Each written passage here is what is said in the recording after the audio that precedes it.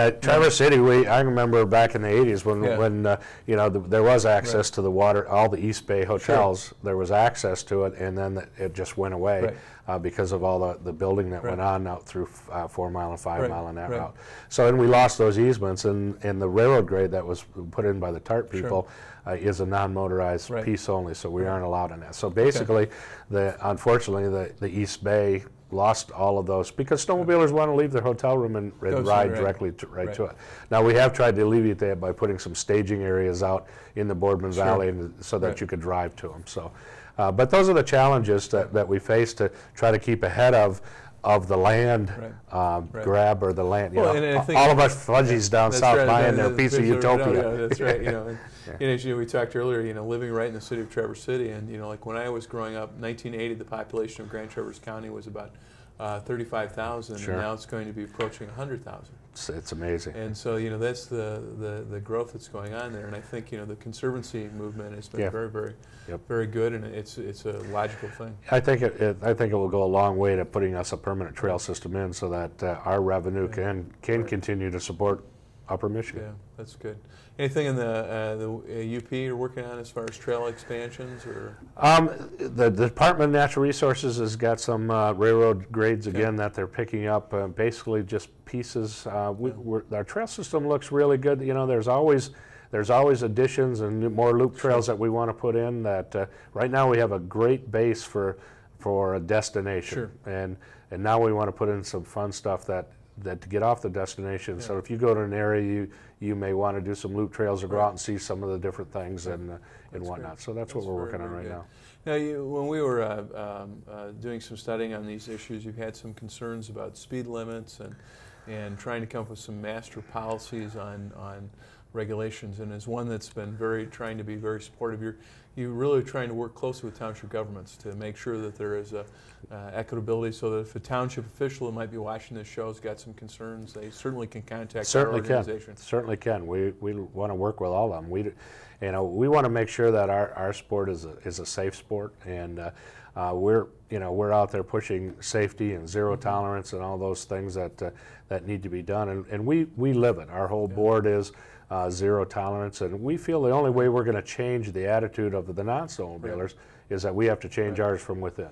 You know, and we feel, as far as alcohol goes, that you know, I don't have any problem with having a drink when you're done for the ride. Right, agreed. You know, and you know, on both of our trips, that's been sort of the rule, and it's been no exceptions, no nothing, and that's what we've you know, been very safe out there, and, and it's been part of that. And so, why don't you talk a little bit about, you know, for the person that's just getting into snowmobiling, some of the safety issues. We obviously don't want any drugs or alcohol.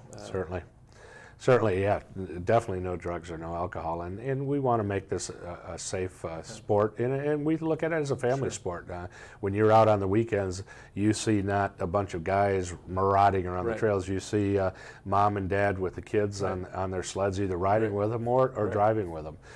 We have snowmobile safety classes that we offer for all the kids 12 through 17. If you, we encourage them. We encourage all adults to go through those. Some of the other things that we're working on is, you know, I know a lot of the people that have been snowmobiling since the 70s don't want to hear, but a mandatory education, and maybe we could set it up something like the hunter safety that everybody after a certain age has to have a snowmobile safety certificate. Right now, we do a fantastic job educating our kids. What we don't do a good job with is the 25-year-old that finally has gotten a job. He's got some cash in his hand, and he wants to go out with his buddies and snowmobile. So he goes out and he buys one, and he doesn't get a good education at the dealer's point, nor does he get one from anyone else. So you have to understand that, you know, you're riding out on the trails with a machine that can go anywhere from up to 70, 80, 90 miles an hour. So you have to understand how that works, and that you're just sitting there with a helmet on, going through a small path with trees on each side of it. You know, so and we've changed some of our laws to make the snowmobiler be more aware, and they have to take their own responsibility for their actions. So That's very good. Any safety equipment people should be carrying with them on the sled? Well, Pretty standard, I would assume. Yeah, pretty standard. Definitely you're going to want, obviously, a helmet is mandatory now, which it didn't used to be, by the way. We pushed that, and I think you had a lot of help with that. But the suits and the clothing right now used to be you had to dress up and really bundle up. Now with the new high-tech stuff, basically very thin layers, and with a thin coat or one of the newer coats on will keep you warm through the whole time. I mean, in the old times, we still would like to see people bring a tow rope with them just in case they do have a problem. Not that they think need about it anymore, the number of miles that we've snowmobiled together.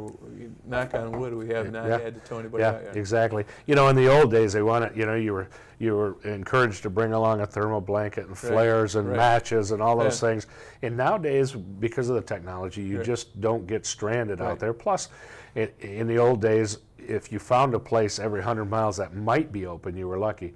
Now that about every 10 to 15 miles or something open in the UP, and in the lower it's even closer. So well, that's very, very good. Where do you see the future of snowmobiling?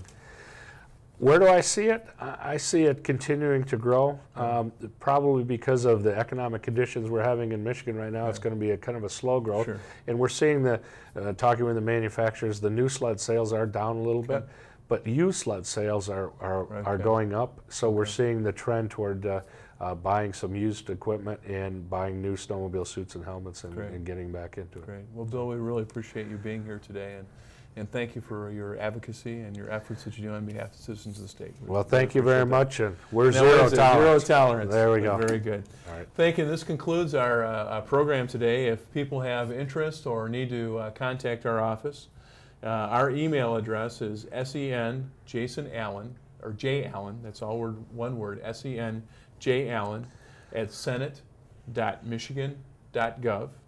Our toll-free number is 866-525-5637. That's 866-525-5637. And for the listeners, we appreciate you being here and watching our show, and have a great day. Thank you.